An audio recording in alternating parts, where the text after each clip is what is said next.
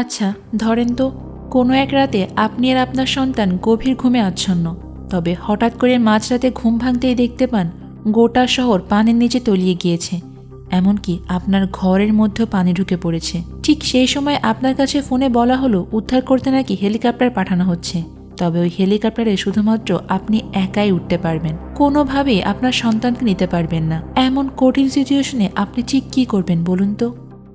তো আজকে গল্পের শুরুতে আমরা অ্যানা নামের একটা বিজ্ঞানীকে দেখতে পাই। সে ডারউইন সেন্টারের একজন ইমোশন ইঞ্জিনিয়ার ডেভেলপমেন্ট ম্যানেজার হিসেবে কাজ করে। নিজের ঘরে সে ওই দিন রাতে গভীর ঘুমে আচ্ছন্ন ছিল।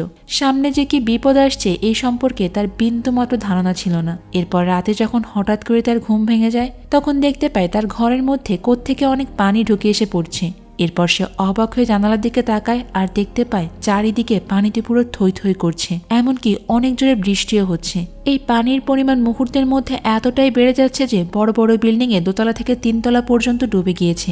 ঠিক সেই সময় অ্যানার একমাত্র ছেলে জেন দৌড়ে তার কাছে আসে আর বলে যে মা আমাকে একটু বাইরে নিয়ে যাবে প্লিজ, আমি সাঁতার কাটতে চাই, দেখেছো বাইরে কত পানি, প্লিজ আমাকে নিয়ে যাও। অ্যানা তখন তাকে উত্তর দেয় যে না বাবা, এই কথা বলো না, আজ আমরা কোথাও যেতে পারবো না। ঠিক ওই সময় অ্যানার কাছে একটা কল আসে। ওপাশ থেকে তাকে জানানো হয় যে গত রাতে একটা ভাঙা নক্ষত্র এসে একটা গ্লেশিয়ার উপর আছড়ে পড়েছে। এর ফলে নাকি ভয়ঙ্কর ভূমিকম্প সৃষ্টি হয়েছে এবং সমস্ত গ্লেশিয়ার গলে গিয়েছে। এই কারণে সমুদ্রের পানির স্তর দ্রুত বাড়ছে। খুব শীঘ্রই টোকিও শহর সম্পূর্ণভাবে পানির নিচে তলিয়ে যাবে। বাঁচতে হলে সবাইকে নাকি অবিলম্বে এই শহর ছেড়ে যেতে হবে। এই খবরটা শুনেই তো অ্যানা এক মুহূর্ত দেরি করে না, নিজের ছেলেকে কাঁধে তুলে নিয়ে আর ছাদের দিকে দৌড়াতে শুরু করে। কারণ তাকে একটু আগে ফোনে এই কথা বলা হয়েছিল উদ্ধার করার জন্য নাকি একটা হেলিকপ্টার ছাদে আসবে। আসলে অ্যানা অত্যন্ত গুরুত্বপূর্ণ একজন বিজ্ঞানী, তাই সরকার চাচ্ছিল যে কোনোভাবে তাকে বাঁচাতে, যাতে করে অ্যানার সাহায্য নিয়ে পুরো মানব জাতিকেই তারা রক্ষা করতে পারে। অ্যানা তো তার ছেলেকে কাঁধে তুলে নিয়ে ছাদের দিকে এগোতে থাকে,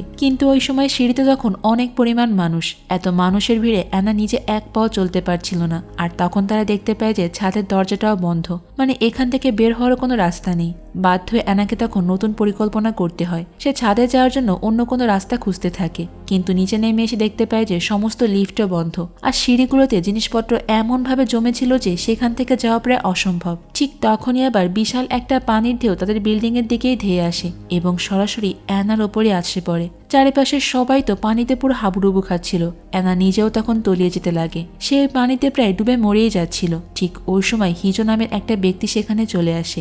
এই হিজোই একটু আগে অ্যানাকে ফোন করে সমস্ত সতর্কবার্তা দিচ্ছিল। হিজো অ্যানাকে কোনো মতে পানি থেকে তুলে আনে আর এরপর তার ছেলে জেনকেও বাঁচায়। কিন্তু দুর্ভাগ্যবশত জেন তখন আর নিঃশ্বাস নিতে পারছিল না, কারণ বেশ কিছুক্ষণ পানির মধ্যে থাকার কারণে সে সেন্সলেস হয়ে গিয়েছিল। হিজো তখন বারবার তার বুকে প্রেস করতে থাকে আর বেশ কিছুক্ষণ ধরে চেষ্টা করার পর অবশেষে জেন আবারও নিঃশ্বাস নিতে শুরু করে। হিজো অ্যানাকে বলে যে তোমাকে কিন্তু আমার সঙ্গে আসতেই হবে, কিছুক্ষণের মধ্যে ছাদে একটা হেলিকপ্টার আসবে, আমরা সবাই এখান থেকে নিরাপদে বেরিয়ে যাব।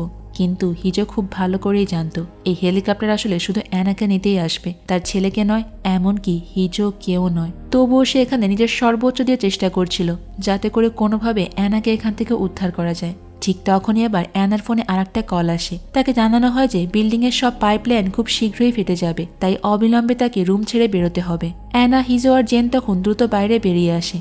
আর ঠিক ওই মুহূর্তে আবার ভয়ঙ্কর একটা বিস্ফোরণ ঘটে। সমস্ত পাইপলাইন ফেটে যায় আর গোটা বিল্ডিং এ আগুন ধরে যায়। নিচে পানি আর ভেতরে আগুন, এরই মধ্যে আটকে পড়ে আছে তারা সবাই। বুঝতে পারছো বন্ধুরা কি একটা সিচুয়েশন? তো হিজো তো তখন কোনো মতে উপরে উঠে আসে আর অ্যানাকে বলে যে তোমার ছেলেকে প্লিজ আমার কাছে দাও। অ্যানা তখন নিজের ছেলেকে বাঁচানোর জন্য হিজোর কাছে তুলে দিতে যায়, তবে হঠাৎ করে সে নিজেই ওই গভীর পানির মধ্যে তলিয়ে যায়। সে কোনো মতে আপ্রাণ চেষ্টা করে আবারও পানির মধ্যে ভেসে ওঠে। তখন পাশ দিয়ে ভাসতে থাকা একটা প্লাস্টিকের টুকরো ধরে কোনো মতে সে বাঁচার চেষ্টা করে আর সাহায্যের জন্য জোরে জোরে চিৎকার করতে থাকে, হিজো প্লিজ আমাকে বাঁচাও, প্লিজ আমাকে এখান থেকে উদ্ধার করো। উপরে দাঁড়িয়ে থাকা তার ছোট্ট ছেলেটা তখন মাকে দেখে চিৎকার করে কাঁদতে থাকে, মা প্লিজ উপরে উঠে আসো, মা আমার কাছে আসো। কিন্তু অ্যানার কাছে উপরে ওঠার কোনো পথই ছিল না, তাই অ্যানা উপায় না পেয়ে আবারও নিচে নেমে সিঁড়ি দিয়ে বিল্ডিং এর ভেতরে ঢুকে পড়ে। কিন্তু এইবার সে হিজোর থেকে 3 তলা সমান নিচে ছিল। এদিকে পানি তো ক্রমেই বাড়ছিল, তাই অ্যানা আবারও ডুবে যেতে লাগে।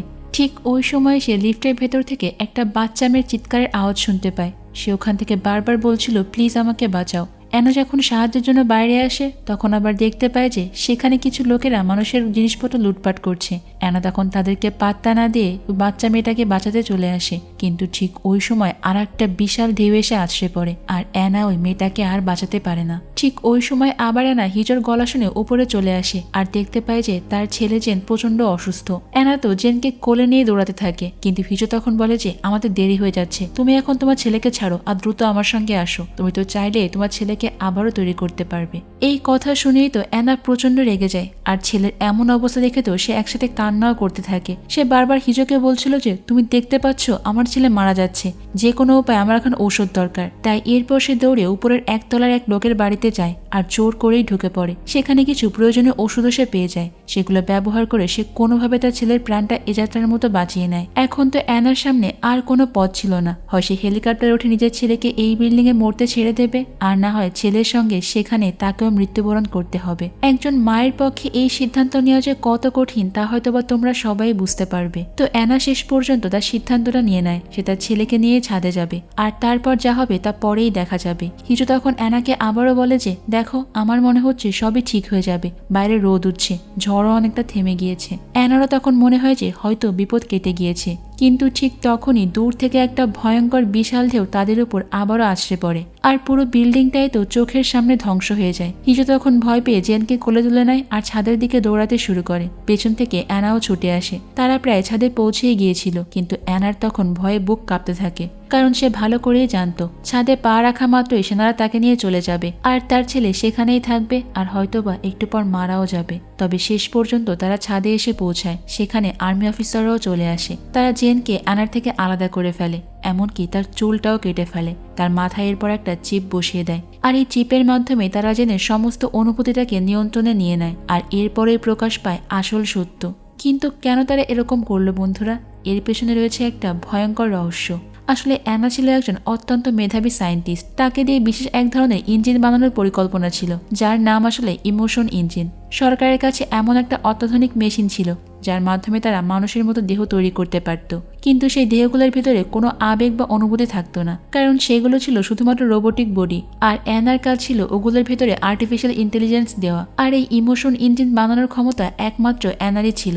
এই ইঞ্জিন তৈরির কাজ আগেই শুরু হয়ে গিয়েছিল আর অ্যানা ছিল এই প্রজেক্টের একদম কাছাকাছি থাকা মানুষ, তাই শুধুমাত্র এখানে অ্যানার জীবনই বাঁচানো হচ্ছিল। আর তার ছেলের আবেগ নেওয়া হয়েছিল আসলে এই কারণে, যাতে অ্যানা যখন নিজের ছেলেকে এখানে মরতে রেখে যাবে তখনই সে আবেগ ব্যবহার করে তারা তার ছেলের মধ্যে আরেকটি নতুন দেহ তৈরি করতে পারবে। অ্যানা একাই তখন হেলিকপ্টারে করে সেখান থেকে বেরিয়ে যায় আর তাকে নিয়ে যাওয়া হয় একটা মিসাইল স্টেশনে, কারণ উপরে তখন মাত্র একটা নিরাপদ জীবন বাকি ছিল। আর সেখানেই অ্যানা ইঞ্জিন তৈরির কাজ শুরু করে। প্রথমে সে তার ছেলের আবেগগুলোকে ইঞ্জিনে প্রবেশ করায় আর এরপর প্রতিক্রিয়া দেখার চেষ্টা করে যে মানবদেহ আদৌ সাড়া দেয় কিনা। এই কাজটা আসলে তখনই সম্ভব ছিল যদি একজন মা নিজেই সেই প্রজেক্টের অংশ হিসেবে নিজের সন্তানকে ফিরিয়ে আনতে যায়, কারণ তা না হলে তার ছেলে জেন চিরতরে মারা যাবে, যেটা অ্যানা আসলে কোনোভাবেই চায় না। সে চেয়েছিল যে তার ছেলে তাকে খুঁজতে খুঁজতে আবারও এখানে ফিরে আসুক, যাতে করে মানবজাতি একটা নতুন মস্তিষ্ক এবং নতুন ধরনের আবেগের সন্ধান পেতে পারে। আর ঠিক সেটাই ঘটে। এক্সপেরিমেন্টও শুরু হয়ে যায়। অ্যানা আর তার ছেলের মস্তিষ্কে দুটো নতুন করে দেহ প্রবেশ করানো হয়। তারা যখন অচেতন অবস্থায় থাকে তখনই এই পুরো প্রক্রিয়াটা চলতে থাকে আর ওই সময় আমাদের সামনে এই পুরো গল্পটাকে আবারও দেখানো হয়। আর একবার আমরা সেই একই বিল্ডিংটা দেখতে পাই। এবারও সেখানে অ্যানা আটকে আছে, কিন্তু এইবার তার ছেলে জেন তার সঙ্গে নেই। তার ছেলে বিল্ডিং এর ভেতরে কোথাও একটা হারিয়ে গিয়েছে। এবার অ্যানা হিজোর সঙ্গে মিলে নিজের ছেলেকে খুঁজতে শুরু করে। যদি সে তাকে খুঁজে পায় তাহলে সেই কম্পিউটারাইজড মস্তিষ্কের মাধ্যমেই তার ছেলেকে বাঁচিয়ে ফেলবে আর তারপর সেই মস্তিষ্ক ব্যবহার করে নতুন দেহ তৈরি করা যাবে। আর এইভাবেই আস্তে আস্তে অনেক নতুন পরিবার গড়ে তোলার পরিকল্পনা ছিল তাদের আর কি। তো এরপরে আমাদেরকে দেখানো হয় মস্তিষ্কের ভেতরে এক স্বপ্নের খেলা। সেখানে দেখা যায় যে অ্যানা তার ছেলেকে মরিয়া হয়ে খুঁজছে আর তার ছেলে বিল্ডিং এর ভেতরে হারিয়ে গিয়েছে। আর তার সঙ্গে ঠিক সেই সব ঘটনাই ঘটছে যা আগে বাস্তবে ঘটেছিল। বিল্ডিং এর ভেতরে পানি ভর্তি, আগুন, আতঙ্ক সবকিছুই আছে, শুধুমাত্র এইবার তার ছেলেই পাশে নেই। তো অ্যানা যাকে আগেরবার বাঁচাতে পারেনি, মানে এই ছোট্ট মেয়েটাকে, এইবার সে তাকে বাঁচিয়ে ফেলে। আর আগেরবার যেখানে বিস্ফোরণ হয়েছিল এইবার সেখানে আর কিছুই হয় না। আর এক জায়গায় দেখা যায় এক গর্ভবতী মেয়ে আগেরবার ডুবে মারা গিয়েছিল, কিন্তু এইবার সে পানি থেকে বেঁচে যায় আর সেখানে একটা ফুটফুটে শিশুর জন্ম দেয়। আর এরপর দেখা যায় যে অ্যানা যখন ওই ছোট্ট মেয়েটিকে বাঁচিয়ে সেখান থেকে চলে যাচ্ছিল তখন সে তাকে বলে যে আমার ছেলেও এখানে হারিয়ে গিয়েছে, তার যার নাম জেন, তাকে দেখতে ঠিক এরকম। যদি তুমি তাকে কোথাও খুঁজে পাও প্লিজ আমার জন্য অন্তপক্ষে ছাদে নিয়ে এসো। আমি আমার ছেলেকে সব জায়গায় খুঁজে বেড়াচ্ছি কিন্তু কোথাও পাচ্ছি না। এই কথা বলেই সে সামনের দিকে এগিয়ে যায়। ঠিক তখনই তার মস্তিষ্কে একটা ভয়ঙ্কর কেমিক্যাল ঢুকে পড়ে, আর এই কেমিক্যালের প্রভাবে সে ওখানে দুটো গুন্ডা ছেলেকে দেখতে পায় যে তাকে প্রচন্ড মারধর করছিল। তার অ্যানার পথ আটকে দেয় এবং তাকে কোনো মতে সেখান থেকে বের হতে দেয় না। অ্যানা মনে করছিল এরা হয়তো বা কোনো গুন্ডা, কিন্তু এটা আসলে ছিল ওই কেমিক্যালের প্রভাব, যেটা আসলে তার মস্তিষ্কের আবেগকে ধ্বংস করার জন্যই পাঠানো হচ্ছিল। আর ঠিক ওই মুহূর্তে হিজো এসে অ্যানার প্রাণটা বাঁচিয়ে নেয়। আর এরপরই অ্যানা সেই ছোট্ট মেয়েটিকে তার দাদার বাড়িতে পৌঁছে দেয়। বন্ধুরা, এই বাড়িটি ছিল সেটাই যেখান থেকে অ্যানা প্রথমবার তার ছেলে জেনকে বাঁচানোর জন্য ঔষধ নিয়েছিল। এরপর দেখা যায় সেনাবাহিনীর লোকেরা তো রীতিমতো এইবারও ছাদে হাজির হয়ে গিয়েছে। তবে এইবার তারা অ্যানা আর হিজোকে মারতে চায়। তবে বাস্তবে ঘটেছিল একদম ভিন্ন একটা ঘটনা। তার মস্তিষ্কের ভেতরে কেমিক্যালগুলোর জন্য ওইসব সৈন্যরা গুন্ডাদের রূপ নিয়েছিল, যারাই তাদেরকে এইভাবে আক্রমণ করছিল। কিন্তু অ্যানা তো কোনোভাবেই হার মানে না। সে যে কোনোভাবে তার নিজের ছেলেকে বাঁচাতে চায়, তাই সে আবারও ওই প্রেগনেন্ট মহিলাকে সাহায্য করে আর এরপরে ছাদের দিকে এগিয়ে যায়। সে তার নিজের ফোনটা ব্যবহার করে কোনো মতে যোগাযোগ করার চেষ্টা করে, কিন্তু দেখতে পায় যে পানি ঢোকার কারণে তার ফোনটাও নষ্ট হয়ে গিয়েছে। ছাদের কাছাকাছি পৌঁছেই তো অ্যানার হঠাৎ করে মনে পড়ে যে তার ছেলে লুকোচুরি খেলার সময় প্রায়ই আলমারির মধ্যেই লুকিয়ে থাকতো। তাই এই ভাবনায় সে তার রুমে গিয়ে আলমারিগুলো খুঁজতে শুরু করে, কিন্তু কোথাও খুঁজে পায় না। আর তখন তার মনে পড়ে যে ছাদে যে ফার্নিচারগুলো আছে সেখানে হয়তোবা জেন লুকিয়ে থাকতে পারে। এদিকে সৈন্যরা তো হিজোকে ধরে ফেলে আর বলে যে অ্যানাকে ডেকে নিয়ে এসো, আর না হলে কিন্তু আমরা তোমাকে এখানেই মেরে ফেলবো। কিন্তু তার আগে হিজো ওখানে সবাইকে মেরে ফেলে। আর ঠিক ওই সময় হেলিকপ্টার ছাদে চলে আসে। হিজো অ্যানাকে বলে যে তুমি যদি তোমার ছেলেকে না পাও তাহলে ইমোশন ইঞ্জিন চিরতরে কিন্তু ব্যর্থ হয়ে যাবে। অ্যানা বলে যে চিন্তা করো না, আমি আমার ছেলেকে ঠিকই খুঁজে পাবো। আর এই সব প্রক্রিয়ায় কিন্তু অ্যানার স্বপ্নের মধ্যেই চলছিল বন্ধুরা। মানে সে বারবার ঘুম থেকে জেগে উঠছিল আর বারবার তার ছেলেকে হারিয়ে ফেলছিল, এমনকি বারবার এই গোটা শহর পানির নিচে তলিয়ে যাচ্ছিল। আর এরপর শেষে আমরা দেখতে পাই যে অ্যানা কোনোভাবে আবারও ছাদে পৌঁছে যায়। সেখানে একটা আলমারি খুলতে অবশেষে সে ওখানে জেনকে খুঁজে পায়, কিন্তু জেন ততক্ষণে বেহুশ অবস্থায় পড়েছিল। অ্যানা তখন তাকে কোনো একটা ঔষধ খায়। আর এরপর জেনের যখন হালকা হালকা জ্ঞান ফিরে আসে তখন অ্যানা তাকে বলে যে প্লিজ বাবা তুমি আমাকে মাফ করে দিও, আমি তোমাকে বাঁচাতে পারিনি। কিন্তু জেন তখন একটু আধহত কণ্ঠে বলে যে মা তুমি তো আমাকে বাঁচিয়েছো, তুমিই তো আমাকে বলেছিলে এই আলমারির মধ্যে এসে লুকিয়ে থাকতে। এই কথা শুনেই তো অ্যানা পুরো অবাক হয়ে যায়। আসলে একই ঘটনা যখন বারবার ঘটছিল তখন অ্যানাই একবার জায়ানকে জড়িয়ে ধরে বলেছিল যে তুমি ছাদের উপর গিয়ে আলমারির মধ্যে লুকিয়ে থাকো, কখনো বেরোবে না, দেখবে আমি ঠিক সময় মতো তোমার কাছে পৌঁছে যাব। এই জন্যই জেনে সে আলমারির মধ্যেই লুকিয়েছিল। আর এরপরেই এখানে পুরো ঘটনাটা ক্লিয়ার করা হয়। যখন মহাকাশ থেকে ওই গ্লেশিয়ারটা রকেটের দিকে ছুটে আসছিল তখন অ্যানা নিজেই বলেছিল যে আমিই হব সেই সাবজেক্ট যাকে এই শিশুর মা বানানো হবে। অ্যানা নিজেই বিজ্ঞানীকে জেনের সমস্ত তথ্যগুলো দেয় আর জেনের স্মৃতির সঙ্গে তার স্মৃতিকে এক করে দিতে বলেছিল। আসলে অ্যানার হাজব্যান্ড মারা যাবার পর সে মানসিকভাবে পুরোপুরি ভেঙে পড়েছিল। এই জন্যই সে জেনকে ওই ডারউইন সেন্টারে ফিরিয়ে দিতে চেয়েছিল, কিন্তু জেনের সঙ্গে থাকতে থাকতে সে জেনকে কোনোভাবে আর ছাড়তে পারছিল না। তার প্রতি জেনের অসম্ভব মায়া তৈরি হয়ে গিয়েছিল। আর জেনও অ্যানাকে ছাড়া কিচ্ছু বুঝতো না। আসলে বিজ্ঞানীরা যে প্রজেক্টটা নিয়ে কাজ করছিল, মানে একটা আর্টিফিশিয়াল বাচ্চা তৈরি করা যার মধ্যে আবেগ অনুভূতি সবকিছুই থাকবে, তার জন্য একটা মায়ের দরকার ছিল। আর অ্যানা নিজে থেকে এখানে সাবজেক্ট হয়েছিল, মানে ওই আর্টিফিশিয়াল ইন্টেলিজেন্স দিয়ে তৈরি বাচ্চাটির মা। তো এদিকে অ্যানা যখন জেনের সঙ্গে কথা বলছিল তখনই ওই সিকিউরিটি টিম আবারও ছাদে পৌঁছে যায়। আর ঠিক ওই সময় সমুদ্র থেকে আবারও বিশাল একটা ঢেউ তাদের দিকে আসছিল। অ্যানা এইবার জেনকে নিয়ে ওই ঢেউয়ের মধ্যেই ঝাঁপ দেয়, কিন্তু তার আগেই কম্পিউটারের ভেতরের আবেগ পুরোপুরি তৈরি হয়ে যায়। সেই আবেগ একটা নবজাতকের শরীরে প্রবেশ করানো হয় এবং 5 বছর পর দেখানো হয় যে সে শিশু প্রথমবার অ্যানাকে মা বলে ডাকে। আর এইভাবেই অ্যানা ইমোশন ইঞ্জিনটা পুরোপুরি তৈরি করে ফেলে এবং মানবজাতিকে রক্ষাও করে।